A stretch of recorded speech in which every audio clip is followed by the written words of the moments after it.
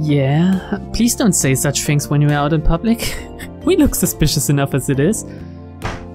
Belle sticks out her tongue and delivers another kick to my shin. Maybe she's trying to engage me in a game of footsie, but I refuse to cave to her whims, even if resisting her blows is quite painful.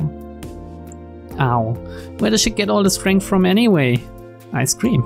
Eventually Belle tires of this game and she turns her attention back to her slowly melting ice cream.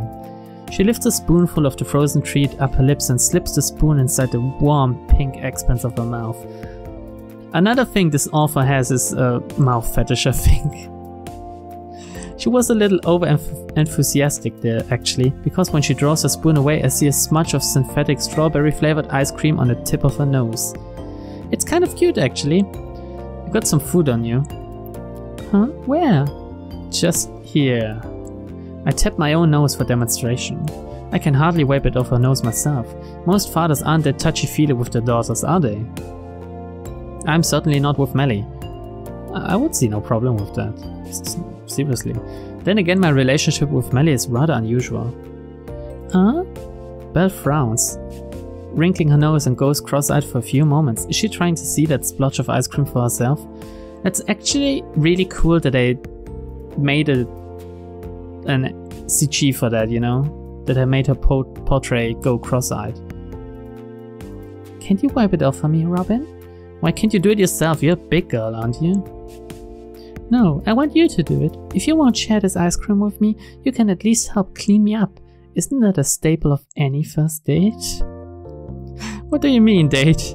I lower my voice to a whisper and lean forwards, glaring. Remember, you're meant to be my daughter. That's what I said, and I'm going to stick to my story. Oh please, you're being way too paranoid, as if anybody in here cares. The staff are all too busy trying to make sure none of those little kids knock over their banana splits. Be that as it may, it doesn't hurt to be a little more careful. Belle giggles, her chest rising and falling beneath her school sweater. Why are you noticing her chest? Not that Belle goes to St. Catherine's, of course. Come on, Daddy, can't you do your little girl a favor just this once? You have a human body now, Belle. Just think. Opposable thumbs. Don't you want to take advantage of that? It is true that I'm rather fond of my new body, but there's more to life than opposable thumbs. What about the romance? There's no romance here, not between family. We're not the Borgias. I pause. Since you were great Aunt Clarice's cat for almost 8 years, I guess that means you really are family. You've known me ever since I was a little boy. And you've known me since I was about this tall. Belle holds one hand up above the tabletop for emphasis. Touché. Maybe family isn't the right term. Perhaps you could call us childhood friends.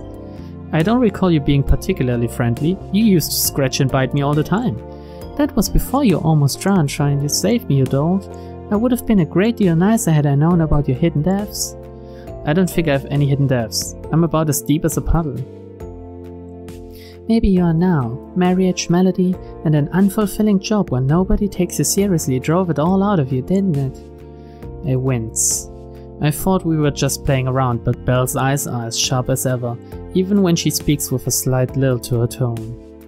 Maybe we really are like childhood friends. I've known her longer than I've known Sally, and she certainly seems privy to all my secrets, even the ones I don't want to admit myself.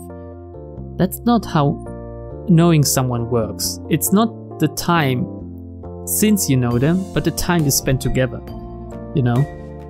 You have seen this girl for 3 days, and then as a cat a few other times. This doesn't work that way. So, Belle leans forward, cupping her chin with her hands. She peers at me, a smile on her face, expectant. Her eyes flash. Are you going to clean me up or not? Her gaze is disconcerting. I don't think I can argue back. She's worn me down.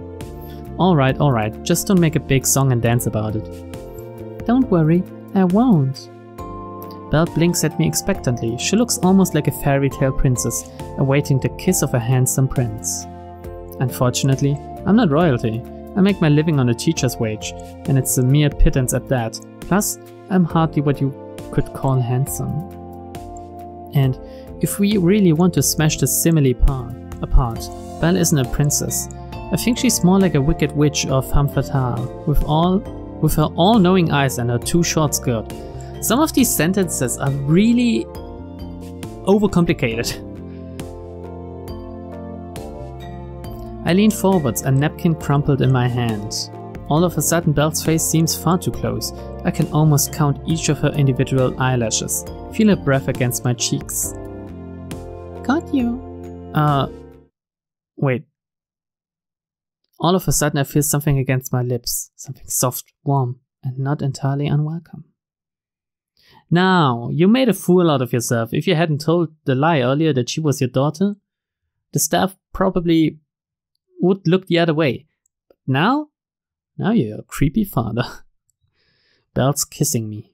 This isn't like her previous pecs either. This is a real kiss, unabashedly romantic. I know Belle isn't a human, but she seems awfully familiar with human customs, so I doubt this is some kind of mistake.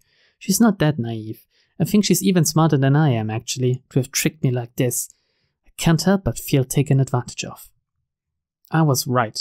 Belle's no fairy tale princess. She's the wicked witch for sure. What does that make me then? She presses against me, demanding, and I gasp. Belle takes my shock as a further invitation. She presses forwards, pushing my back against the chair, and her tongue enters my mouth. She tastes of ice cream, shockingly sweet, and her tongue is strangely cold compared to the warmth of her lips. I feel my heart seize up in my chest. My mind goes blank. When was the last time somebody kissed me like this? I can't remember. Sally certainly doesn't. We're too busy being antagonistic about small things, stupid things, to trade open affection like this. I think I must be kissing Belle back. When Belle finally draws back, her lashes fluttering, her lips curve into a mischievous smile. Her face is pale as ever. Not a hint of a blush on her cheeks, though she was the one who instigated the kiss. I'm the one who's embarrassed, breathing heavily, my face burning. If I were any older, I might have a heart attack. I was wrong. Or rather, it was wrong. I know kissing her was wrong, and yet, forgive me for the age-old cliche, but at the same time, it felt right. But maybe it felt right because I'm a pathetic old man who hasn't been getting enough action from his wife. It doesn't mean much. What man wouldn't try to argue that kissing a teenage schoolgirl was, in some sense of the word, right? I know a lot of people who would disagree with that assessment though, particularly the workers at the store who were led to believe that Belle was my daughter. Maybe I could try and backtrack? I could tell them she isn't blood related. Of course not, I'm just a stepfather. Would that make it sound any better? No? No, by this point, I don't think there's any salvaging the situation. The workers behind the counter really are looking at me now. This isn't just baseless paranoia, it's the unquestionable, unshakable truth. They look almost as surprised as I do, their mouths open. They're not the only ones, the other patrons are staring at me too. Even if I hadn't said Belle was my daughter, my behavior would still be unacceptable. I mean, she's wearing a schoolgirl uniform for Christ's sake. This is bad. This is very, very bad. Did I slip into a bad route or something? But I don't get to finish my explanation. That's probably a good thing too. Laughing cheerfully, Belle takes hold of my hand. I oblige. My body feels strangely light, like a hollowed out pepper. Come on, Dad, let's go. I want to go shopping. You promised you'd pick me out some new clothes, remember? Yes, of course. So, did we pay beforehand? I allow myself to be dragged away by the playful devil that is Belle. Not before I lay down a crisp 10-pound note on the table, of course. I might have committed a grave social faux pas and kissed my daughter in the middle of an ice cream parlor, complete with tongs. But I'm not a thief. Oh god. Even I have standards. Yeah. She got you there, didn't she? That was the greatest. Maybe to you, but not to me. I must have looked like a... I don't even want to know what I looked like. Either a pedophile or a deviant with bizarre sexual fantasies. Maybe both. Damn, why the hell did you do that? Because it was fun. You're trying to ruin my reputation for fun? Don't be like that, Robin. Belle giggles, brushing a few stray tears from the corner of her eyes with her fingertips. You teach music at a primary school. It's not like you have much of a reputation. Well, you might be right there, but still, I'd like to retain what little scraps of dignity I may have. But did you see the looks on their faces? It was amazing. I thought that girl behind the counter was gonna faint. Deriving this much amusement from the suffering of others is a sign of sadism. Well, people from certain cultures do call beings like me demons. Maybe they weren't far off the mark. Come on, it was all harmless fun. For you, maybe. You're right, I'm sorry, this is very serious. Belle nods soberly, her arms folded, trying to force an expression of contrite guilt. Her eyes are upturned, much like the Virgin Mary, seeking guidance from God. This facade, however, does not last very long. Her shoulders start shaking within seconds and laughter begins to bubble from between her pursed lips. She laughs so hard she's doubled over, arms round her middle, as though she might explode from the hilarity of it all. She laughs openly without abandon, just like a small child. Her laughter is without grace, discordant and jumbled, but it is precisely because her laughter lacks harmony that it's so very charming. I don't know if I've ever heard anyone laugh like that before, with quite so much zeal. Though I'm shaken by the earlier events, and my face is still beet red from embarrassment, I soon find myself joining in. I want to be mad at her, but I can't. How could I? It would be impossible, especially when she looks so happy. Ah, see! Belle points at me, a triumphant smirk on her lips. She wore a similar smirk just after she had kissed me, as though mocking me as her own personal property. You laughed. I made you laugh. Because the situation is so very ridiculous. What can I do but laugh? I know, right? You shouldn't take yourself so seriously, Robin. You'll get wrinkles. I already have wrinkles. I know, but more wrinkles. Belle giggles, pressing her hand against both sides of her face. It's because I prescribe a strict diet of at least one amusing experience per day that my skin doesn't sag, no matter how old I get. I'm several centuries old, and I could still pass as being 16. I roll my eyes, though I can't stop myself smiling. How does she do it? Dermatologists all over the world are baffled. What a fucking clickbaity title. What's that meant to be? It sounds like it could be some kind of dumb internet advert. You know what the internet is? Well, duh. How would I be able to live in the 21st century if I didn't know what the internet was? I don't know. I thought the digital era might have passed you by since you were busy being a cat. Come on, cut me some slack. I'm a pretty trendy person. I even know how young girls wear their uniforms. Belle strikes a pose, one hand on her hip. Her skirt, still as short as ever, catches in the breeze, fluttering around her thighs. Is it censor time soon again? I mean, it's a good thing the two of us vacated to this river, only a short walk away from the main shopping center. I got tired of various pedestrians looking us up and down and tutting. No doubt they, like the workers in the ice cream parlor, assumed I was Belle's father. Disgusting. I can just imagine the little old lady thinking as they adjusted their beige handbags around their shoulders. How could a father let his little girl go out dressed like that? I wish I could have explained to them that I've told her to dress sensibly multiple times, but she doesn't listen. Belle's too wily and willful. Though she isn't sporting a fluffy black ears and tail, she really is just like a cat. She does whatever she wants. God, Belle. I sigh, running a hand through my hair. What am I going to do with you? You're impossible. Yep, that's my middle name. Speaking of which, I don't know your last name. You never told me. I pause, and I doubt Belle is your real name either. It isn't, but it's a lot cuter than my true title and easier to pronounce too. Christ, I hope you're not some kind of Lovecraftian abomination. Hey, I resent the term abomination. That's discrimination. Discrimination against us non-humans. Discrimination, huh? I didn't know spirits were all that concerned about being politically correct. Oh, you'd be surprised.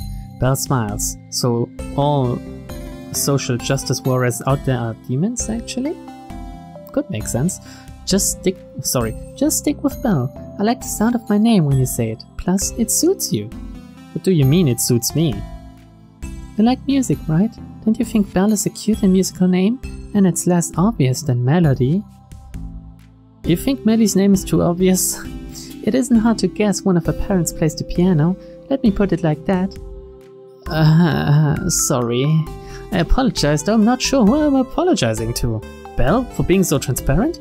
Melody, for giving her a name which, with the gift of hindsight, turned out to be so incredibly unfitting? I guess I've never been very good at naming things. That goldfish I had when I was a kid, Bubbles and Goldie, are testament to that. Bubbles is a pretty cool name for a goldfish, I think. All the more reason we should stick to Belle. Let's keep things simple. Right, simple. I can do simple. Yes?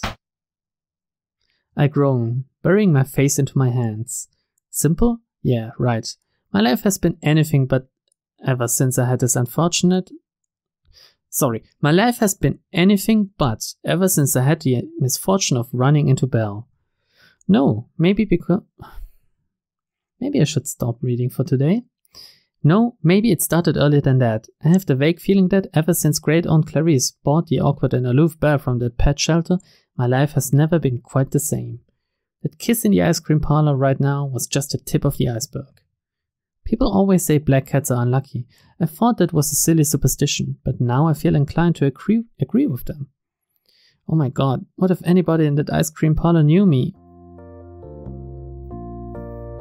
How would they know you? I'm a primary school teacher. What if one of those kids attended my school? That isn't going to look good. They're highly esteemed. I make a small quotation marks with my fingers as I say this. The statement is far too ridiculous for me to say it without some physical indication of its blatant dishonesty. Music teacher Mr. Hawkins getting off with a girl who goes to St. Catherine's. Come on, you're overthinking things. I bet nothing comes of it. You bet, but you don't know. There are more primary schools around here than the one you work at. I'm sure nobody knew it was you. Well, you're probably right, but what if? Oh, what if? What if you get run over by a car? What if you contract a terminal disease? What if you fall into a lake and drown when trying to rescue a cat who can already swim? That was a low blow. Whatever, I'm just saying, who cares about all that? It's because you humans get so hung up on countless possibilities that you never do anything. You just while your lives away as though you're waiting for a bus in a shelter, a bus that'll never come. You just need to take life by both hands and go out there and do something. Once more, I'm humbled by just how much Belle seems to value life. It's strange to me, particularly since Belle isn't a human herself and, by her accounts, has lived far longer than I have. Than I ever will. I guess you're more of an optimist than I am. But of course. Belle smiles as though it should go without saying, toying with a strand of her hair. You don't live for as long as I have if you're a pessimist. Pessimists are more likely to give up without even trying. It's only by clinging to a positive attitude, no matter how adverse your circumstances, that you can overcome the doubt and the worry and the fear to be reborn again and again and again. I love being alive, you know. There's so much to see and do, no matter what you humans say. I don't think I'll ever tire of living, as long as there are people like you in this world. I stare. Belle stands by the river, still clad in a silly school uniform. However, under the light blue sky, she looks strangely celestial, almost like an elegant figure in a painting, a relic from bygone years, now lost to the annals of time. When she talks like this, without the typical childish inflections and light-hearted teasing, she sounds as old as she says it. She is. Wiser too. Far smarter than me. Why did the music stop, by the way? The water ripples slowly, dark blue. Oil on a canvas. I really do love you, Robin. I didn't just kiss you for a cheap thrill, or some perverse entertainment. No, that certainly was part of it. I did it because I wanted you to know how I feel. I've loved you for so long, ever since you tried to save me. I didn't have a voice back then, so I couldn't tell you how I felt. But I thought it every single day for the last 30 years. It's what kept me from going insane. You belong to me now. I don't want anybody else to have you. I'm a very possessive person, and I don't like sharing. Belle takes a step forward, crushing the scrubby undergrowth beneath the soles of her black shoes. She cups my face with her hands and peers into my eyes. And right after that, she sucks out my soul. She feels even closer to me now than she did at the ice cream parlor. Maybe it's because we're all alone. There's nobody to come between us, just my own guilty conscience and ghostly thoughts, but I soon brush those aside. The rapid beating of my heart dispels all doubts. I feel my eyelids falling shut, as though compelled by some greater force. Maybe it's because I've grown up on cheesy Hollywood romances that dictate during kiss scenes both participants must close their eyes. This is probably quite bad. Against my better judgment, I think I might be falling for her. And no, it isn't just because of the short skirt. It's not every day a man hears a confession that sounds quite as sincere as this. That's right, my heart really does belong to her. From the moment you tried to save me, our destinies became interlinked. You've already committed to me, Robin. You can't escape now. Just try to leave me if you dare. I'll drag you back each and every time. Isn't she a little bit crazy? And where the hell have you been? I was not looking forward to returning home after my rendezvous with Belle, and this is exactly the reason why. Sally sits at the kitchen table, her arms folded, one leg crossed over the other. She glares at me, her eyes narrowed into slits. Given her pose, coupled with that look on her face, she could very well be a judge on The Apprentice. I wonder if she'll tell me that I'm fired. Fired from being her husband. Look, I'm sorry, Sally. Sorry? You're sorry? You think you could just say sorry and that will set everything right, do you? No, of course not. I was caught up with work. Which is a complete and utter lie, but Sally doesn't need to know that, or rather, I don't want Sally to know that. But I think she sees through me. Though her eyes aren't quite as large and piercing as Belle's, Sally has always been fairly astute. Work, of course. Let me guess. It was another meeting, was it? I want to retort with a defensive, I really was at a meeting yesterday, but I know I can't. That would only confirm the fact that this time I wasn't at a meeting at all. Instead I bite down on my lower lip, unable to say anything. I don't have any words to placate Sally because they're all lies. I know it, and I'm pretty sure Sally does too. She's my wife. We've been married for more than 15 years. I should respect her more than that. I don't like lying. I never have done ever since I was a kid, but I can't help myself. In this situation, the truth would sound far more ridiculous. I'm sorry, I was just having an emotional encounter with a reincarnation of my great aunt Clarice's pet cat. And she's a sexy cat girl that looks like a 16-year-old girl. Like Sally would believe that. I thought you were going to make more of an effort, Robin. Didn't you promise Melly we were going to go out tomorrow? That's right, I did. I haven't forgotten, Sal. Well, that's great. It's great that you haven't forgotten about your daughter. Do you want me to give you a round of applause? Here's a standing ovation. Look, don't be like that. I already told you, things have been pretty hectic. I'm kind of stressed out, but I do want to go out. I want us to have fun together, like a family. A family, huh? You have a funny way of showing it. Yeah, well, it's because I'm a guy. Doesn't it come with the territory? Stoic distance. Bad with feelings? Men are from Mars, women are from Venus? Don't think you can get away with your behavior by spouting Victorian gender politics. Next, you'll be telling me about separate spheres and straight lacing, and then I might really have to hit you. Please don't. As a primary school teacher, I don't condone physical abuse. Sally harums haughtily, but I think my silly comments were able to slip through the cracks in her armor. At least she looks a little calmer now. Mollified. I wonder where that word came from. In this scenario, would it be more correct than saying sullified? By the way, Melly said where she wanted to go. She did? I must admit, I'm a little surprised. I promised Melly I'd take her out tomorrow, but I wasn't entirely expecting her to take me up on the offer. Maybe she has more faith in me than I thought. Yes, she did.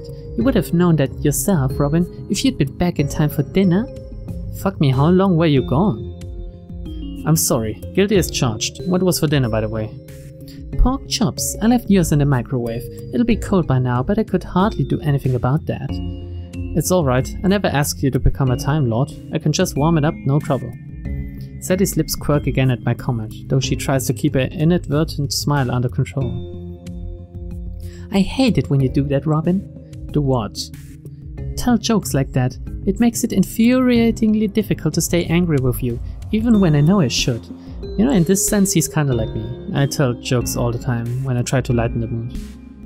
And I ramble on and on, just like him, I guess. Then don't be angry, please, let's not. Not when we're going out tomorrow. Sally inhales heavily and shakes her head.